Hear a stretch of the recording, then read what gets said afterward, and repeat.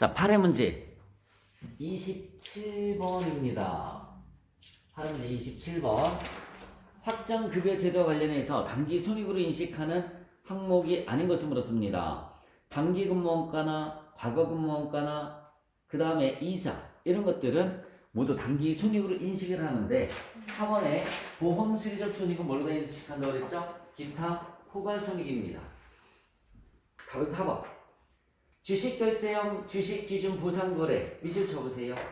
주식결제형에 밑줄 쳐주시고 부여일 현재 공정가치로 측정한다. 부여일 현재 공정가치로 측정한다. 이렇게 명언하시면 될 것 같아요. 부여일 현재. 현금결제형은 결산일 현재라고 했고, 그죠? 결산일 현재라고 했고, 주식결제형은 부여일 현재라고 했습니다. 자, 거래 상대방이 특정 기간의 용역을 제공해야 부여된 지분 상품이 가득된다면 지분 상품의 공정가치를 용역 제공 기간의 배분에서 인식하는 거고요. 자, 지분 상품의 공정가치는 부여일 현재로 측정한다라고 나와 있습니다. 주식 선택권이 행사될 때까지 매 보고 기간 말 지분 상품의 공정가치를 재측정하고 밑줄 쳐보세요. 행사될 때까지 매 보고 기간 말 공정가치를 재측정하고 공정가치 변동액은 단기 손익으로 회계 처리한다라고 나와 있는데 이건 현금결제형을 의미하는 거야. 현금결제형. 지금 밑줄 친 부분은 또 한부터는 현금결제형을 얘기를 하는 겁니다. 그냥 여러분 주식결제형은 부여일 현재 공정가치를 측정하면 그냥 끝나는 거야. 알겠죠? 근데 현금결제형은 매년 말 공정가치를 측정한다는 거지, 그치? 그러니까 뒤에 문장은 현금결제형에 대한 그런 문장이 있어요. 또 한부터 맨 끝에 것까지는. 그래서 옳지 않은 것은 2번입니다. 3번 주식결제형 주식기준보상거래의 경우 제공받은 재화나 용익의 공정가치를 측정한다. 그러나 제공받은 재화나 용익의 공정가치를 신뢰성 있게 측정할 수 없다면 부여한 지분상품 공정가치에 기초해서 재화나 용역의 공정가치를 간접 측정해 나왔고요. 가득기간 중 회계 연도에 인식할 주식보상 비용은 단기말 인식한 누적보상 원가에서 전기말까지 인식한 누적보상 원가를 차감해서 계산한다. 우리 지난주에 내가 프린트물로 다 설명해드렸었어요. 29번 자산부채 잔고금액과 기업회계상 재무상태표가 기업회계상을 의미하는 겁니다.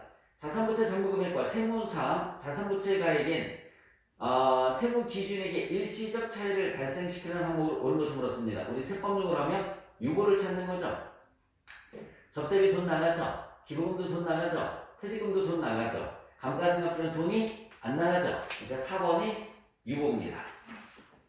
30번 문제를 보시면 법인세 비용을 계산하면 얼마인가 이렇게 물었습니다. 단계를 한번 해볼까요?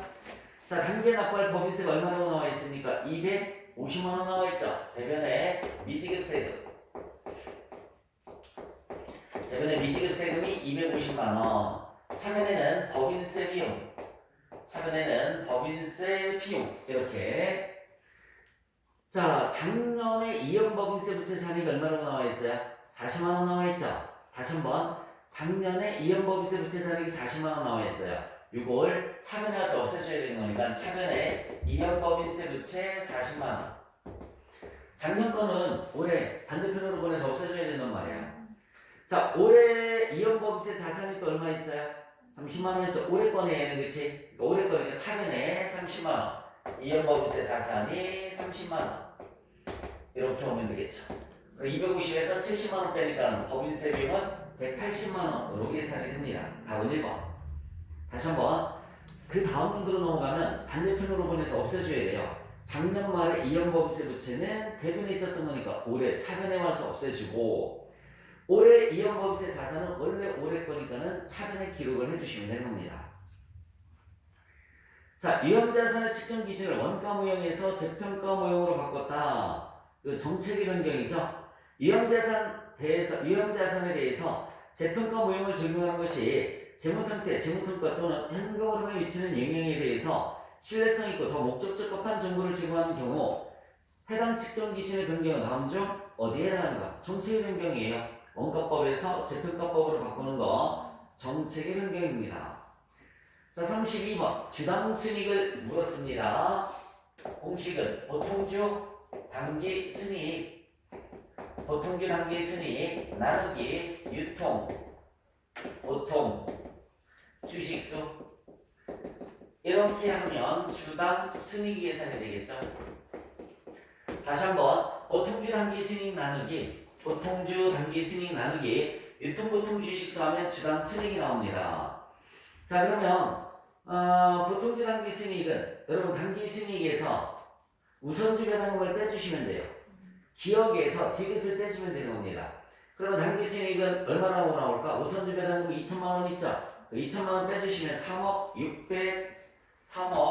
625만 원 나누기 이렇게 우선주 배당금을 빼주시면 돼요. 우선주 배당금을 빼주시면 됩니다. 자, 유통보통 주식수 계산 한번 해보자. 1월 1일부터 유통되고 있었던 게 몇 주 있었어요? 5만 주 있죠? 5만 주 곱하기 12분의 12개월 1월 1일부터니까 얘는 5만 주라고 나옵니다. 5만 주 곱하기 12분의 12개월에서 5만 주. 그 다음에 무조건 여러분 무상증자를 먼저 찾아봐요. 무상증자를 먼저 찾아봐. 있어 없어? 없죠. 그러면 유상증자는 4월 1일부터예요. 4월 1일부터 유상증자 30%. 여러분 5만 주 앞에 있었던 게 5만 주지. 5만 주에 30% 15,000주예요. 15,000주 곱하기 12분의 몇 개월이니? 9개월이죠. 맞니? 12분의 9개월이에요. 그러면은 몇 주가 나오지? 15,000주 곱하기 9 나누기 12 하면 1,125. 11,250. 11,250주가 나오죠. 그 밑에 유통보통 주식수는 계산 시 월화일 계산한다. 지금처럼 계산하는 거. 4월 1일 유상증자 시 시가 이하로 유상증자를 하지 않았다. 여러분 시가 이하로 유상증자하는 거는 공짜로 주는 거지, 그치? 시가 이하만큼을. 예를 들어서 여기 봐봐. 시가가 2만 원인데 만 원의 유상증자하면 만 원을 그냥 준 거잖아. 그럼 무상증자로 보겠다는 얘기예요. 근데 재경관리사에서는 나오지 않습니다. 자, 다시 한번. 시가가 2만 원인데 15,000원의 유상증자하면 5,000원만큼을 공짜로 준 거지. 싸게 줬잖아. 그거는 무상증자로 보겠다는 얘기야. 근데 걱정하지 않으셔도 돼요. 나오지 않습니다. 자, 그럼 이거 계산하면 자기 주식이 있어 없어? 자기 주식도 없어요. 그럼 두 개 더해주면 61,250주가 나오죠. 61,250주. 이렇게 계산하면 주당 순이익이 나옵니다. 얼마나 나올까요? 5,000원. 주당 순이익은 5,000원이 됩니다. 33번. 자, 지분법은 투자자가 피투자자에 대해서 유의적인 영향력을 행사할 수 있는 경우에 적용한다. 유의적인 영향력을 행사할 수 있는 경우에 해당하는 것을 물었습니다. A는 12개월 이내에 매각할 목적으로 주식을 취득했대요. 이거는 그죠? 지분법을 적용할 수 있어요? 없어요? 없어요. 처분 목적이 아니잖아요, 이제? 지분법은 지배가 목적이죠. 자, 20%를 보유하고 있으나 모두 우선 주면서 의결권이 없대요. 그러면은 지분법을 적용할 수가 없습니다. 지분법은 의결권이 있어야 된다고 그랬잖아요, 이제? 3번에 보시면 40%를 보유하고 있으나 의결권을 행사할 수 없대요. 이건 뭐 지분율이 40%면 뭐해? 의결권을 행사할 수 없는데 해당 사항 없습니다. 15%를 보유하고 있으나 이사에 참여할 수 있다. 그럼 4번이 지분법을 적용할 수 있는 겁니다. 여러분 기본적인 조건이 20%지만 20%가 넘어도 의결권 행사를 할 수 없으면 안 되는 거고요. 20%가 안 돼도 의결권을 행사할 수 있으면 지분법을 적용할 수 있는 겁니다. 그래서 답은 몇 번이 답이 되냐면 4번이 답이 되는 거야. 자, 34번 문제를 보시면 잔고금액을 물었어요. 투자 주식의 잔고금액은 얼마인가? 얼마 취득했어요? 30%를 70만 원을 취득했다고 나와있죠. 자, 취득 시 분배를 하면 차변의 투자 주식 금액은 70만 원. 금액은 70만 원이에요. 대부분의 현금 70만 원. 자, 여러분 여기 봐봐. 이렇게 취득했을 때 반드시 영업권이 있는지 살펴봐라 라고 했어요. 순자산 잔고금액이 얼마예요? 200만 원이네. 여기 봐. 순자산 잔고금액이 200만 원이야. 200만 원에 30%면 60만 원짜리예요. 60만 원짜리를 얼마에 취득했느냐면 70만 원에 취득을 했으니까 이번에는 10만 원만큼을 돈을 더 많이 준 영업권입니다. 자, 영업권은 생각하지 않는다. 그러니까 고려하지 않는다. 신경 쓸 거 없어요. 단기 수익이 또 얼마라고 나와 있나 볼래요? 단기 수익이 40만 원 나와 있죠. 단기 수익 40만 원에 30%면 차변에 투자 주식 40만 원에 30%면 12만 원이죠. 대변에는 지분법 이익이 12만 원. 자, 그 다음에 기타 포괄손익이 또 얼마 있다고 나와 있어요? 10만 원 있다고 나와 있죠. 기타 포괄손익이 10만 원 있대요. 10만 원에 또 몇 프로? 30%. 투자 주식이 10만 원에 30%니까 3만 원. 대변에는 지분법 자본 변동 3만 원. 배당금은 있어요, 없어요? 없죠. 만약에 배당금이 있으면 차변에 현금, 대변에 뭐라고 그랬죠? 투자 주식 이렇게 하면 되는데 없어요. 여기 막 70에 12만 원에 3만 원에 없습니다. 주고 계산하면 투자 주식의 잔고가액이 나오는 거죠. 투자 주식의 잔고가액은 얼마? 85만 원. 답은 몇 번? 1번이 답이 되는 거예요. 만약에 여러분이 봐요. 단기 손익을 물었으면 12만 원이 답이고요. 기타 포괄손익 물었으면은 3만 원이 답이 되는 겁니다. 단기 손익이 12만 원, 기타 포괄손익 증감액을 물었으면 3만 원. 근데 여기에서는 투자 주식의 잔고 금액을 물었으니까 85만 원이 답이 되는 거야. 자, 35번. 화폐성 항목으로만 구성된 걸 물었습니다. 답은 3번이네요. 화폐성 항목 더 불러줄 테니까 그 3번 옆에다 메모 한번 해볼래요? 매출채권, 대여금 말고도 매출채권의 반대가 뭐니? 매입 채무 써보세요. 매출채권 밑에 매입 채무라고 써보시고요. 그 다음에 단기 대여금, 대여금의 반대가 뭐니? 차입금 있죠, 차입금. 매출채권의 반대 매입 채무, 그 다음에 대여금의 반대 차입금. 이 말고 또 뭐 있을까요? 미지급금과 미수금. 이런 거 하세요. 미지급금과 미수금. 하나 더 예금. 자, 이걸 우리가 7가지를 화폐성 항목이라는 말을 쓰는 거야. 36번. 자, 파생상품에 관련된 설명이다. 옳지 않은 것을 물었습니다. 자, 위험회피 대상 항목은 공정가치 변동위험, 그 다음에 미래 현금흐름 변동위험 두 가지가 있다고 그랬어요. 그래서 노출된 자산부채 확정계약 또는 미래에 예상되는 거래를 말한다. 맞습니다.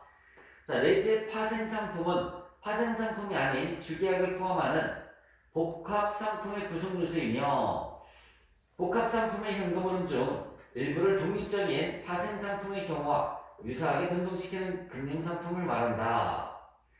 동그라미 3번에 위험회피 수단으로 지정되지 않고 매매 목적 등으로 보유하고 있는 파생상품의 평가손익은 자, 매매 목적 등으로 보유하고 있는 밑줄 쳐볼까요? 매매 목적일 때는 기타 포괄손익이 아니라 뭐라고 했습니까? 단기 손익이라고 했어요. 단기 손익. 그래서 3번이 틀렸고요. 파생상품은 당의 계약성의 권리와 의무에 따라 자산 또는 부채를 인식해서 재무상태표에 재무제표에 계산을 해줘야 된다. 맞습니다.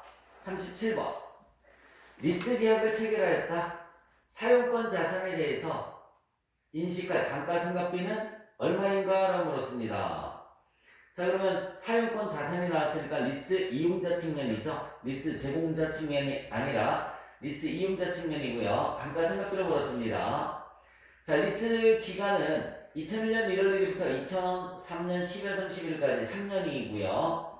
리스 종료 무상으로 소유권이 주식회사 3일에게 이전된다라고 나와 있습니다. 기초자산 기회장치의 내용 요소는 몇 년으로 추정된다고 나와 있어요? 5년으로 추정된다. 매년 말 고정 리스료 얼마? 20만 원을 지급하며 리스 개설 원가를 5만 원을 부담하였다. 정의법으로 생각한다고 나와 있고 잔존 가치는 0. 내재의 제율은 10%고요. 3년 10%일 때 연금효과계수, 현가계수가 나와 있습니다. 자, 리스 기간이 몇 년이라고 했어요? 3년이라고 했어요. 3년 동안 매년 얼마씩? 20만 원씩 리스료를 지불합니다. 여기 리스료의 현재 가치가 나와야 되겠죠, 그쵸? 리스비의 현재 가치가 자 매년 똑같은 금액이니까 연금 현재 가치가 얼마라고 나와 있어? 2.48685 곱하기 2.48685 이렇게 해주시면 현재 가치가 나올 거야. 얼마라고 나오니 현재 가치가? 예진아? 49만 7,370원. 49만 7,370원. 370원에다가 플러스 개선원가 얼마 들어갔어요? 5만원 들어갔죠? 그럼 54만 7,370원 나누기 내용연수. 여러분 리스 기간이 3년이지. 근데 3년이 끝난 다음에 자산이 무상으로 이전된다고 했죠? 3년 동안 생각하는 게 아니라 몇 년? 5년 동안 생각하는 거예요. 자산이 무상으로 이전된다고 했으니까 나누기 내용연수 5년 잔존가치는 없으니까 감가 생각비가 나올 거야. 나누기 5년 해봐. 얼마 나올까? 109,474원. 109,474원. 그래서 1번이 답이 되는 겁니다. 자, 리스 기간이 3년이긴 하지만 리스 기간이 끝나면 소유권이 무상으로 이전된다. 소유권이 이전되는 거니까 그때는 리스 기간이 아니라 내용연수 기간 동안 감가 생각을 해주는 것이다. 38번. 재무활동으로 인한 현금으로 여러분 밑줄 쳐보세요. 재무활동으로 인한 현금으로 밑줄 쳤어? 네. 이거 차입금 자본금 관련된 거라고 그랬죠, 그쵸? 그러니까는 2번에 차입금 상환, 3번에 배당금 지급, 4번에 이자 지급하는 거 재무활동입니다. 다 차입금이나 배당금 관련된 거, 배당금은 자본 관련된 거고요, 그쵸? 지분 상품의 취득으로 인한 현금으로 자산을 취득하거나 처분하는 거 무슨 활동으로 분류할 수 있다? 투자 활동으로 분류할 수 있다고 그랬죠, 그쵸? 자산을 취득하거나 처분하는 것은 투자 활동으로 분류할 수 있다. 그래서 재무활동이 아닌 것은 1번입니다. 자, 39번 문제를 보시면 영업활동으로 인한 현금 흐름을 계산하면 얼마인가 라고 물었습니다. 자, 공식을 일단은 또 한번 써보세요. 영업활동으로 인한 현금 흐름을 구하는 공식. 단기 순이익부터 시작해서 단기 순이익 플러스 현금 유출 없는 비용 현금 유출 없는 비용 마이너스 현금 유입 없는 수익 그리고 플러스 마이너스 자산 플러스 마이너스 부채 이렇게 쓸게요. 그냥 플러스 마이너스 자산 플러스 마이너스 부채. 그래서 영업활동으로 인한 현금 흐름을 계산을 해주시면 됩니다. 잠깐만, 그럼 이 플러스 마이너스 자산 부채는 이렇게 쓰면 되죠. 자산의 증가는 차변 자산의 증가 차변 자산의 감소는 대변 부채의 증가 대변 부채의 감소는 차변 부채 감소는 차변. 상대방에 무조건 뭘 집어넣으면 된다고 그랬어요? 현금을 집어넣으시면 돼요. 현금 흐름표니까 이렇게 현금을 집어넣으시면 됩니다. 자, 이제 대입 한번 해보자. 단기 순이익 얼마라고 나와 있어요? 5만원 나와 있죠? 여기 5만원. 단기 순이익 5만원. 그 다음에 여러분 감가상각비가 얼마라고 나와 있니? 2,500원 나와 있죠? 현금 유출 없는 비용이에요. 플러스 2,500원. 유형자산 처분 손실이 또 1,800원 나와 있어요. 그럼 무슨 처분 손실도 현금 유출 없는 비용이라고 했죠? 플러스 1,800원. 여기 1,800원. 그 다음에 매출 채권의 감소. 여러분 여기 잠깐만 볼까? 자산의 감소네. 현금이 들어오는 거지, 그치? 그럼 플러스 자산의 감소니까 플러스 얼마예요? 15,000원. 자산의 감소 플러스 15,000원. 그 다음에 재고자산의 증가 만원. 여기 봐요. 자산의 증가는 대변의 현금이니까 마이너스지, 그치? 마이너스 만원. 이렇게 들어가시면 되고요. 그 다음에 매입채무의 감소. 여기 볼까? 부채의 감소. 대변의 현금이 가는 거지? 마이너스네요. 마이너스 얼마? 22,000원. 마이너스 22,000원. 그러면 영업활동으로 인한 현금 흐름이 계산이 됩니다. 계산해보세요. 5만원에서 2개 더해주시고 마이너스 이렇게 해주시면 되네. 다 더해주면 얼마 나오니? 37,300원. 37,300원. 40번 문제를 보겠습니다. 이자 수익과 관련된 자료이다. 현금 흐름표에 표시된 이자 수취액은 얼마인가? 라고 물었습니다. 현금 흐름표에 표시된 이자 수취액은 얼마인가? 일단 여러분들 포괄손익계산서에서 작년 거는 필요가 없어요. 손익계산서에 들어가는 게 수익과 비용이지. 수익과 비용은 이월되는 게 아니죠. 작년 거는 필요가 없어요. 작년 거 2001년도 거는 X 이렇게 쓰시면 돼요. 2001년도 거는 X라고 쓰시면 되고요. 그 이자 수익 얼마라고 나와 있어? 20만 원 나와 있지. 자, 거기에다가 미수이자가 작년에 비해서 증가했어요, 감소했어요? 감소했죠.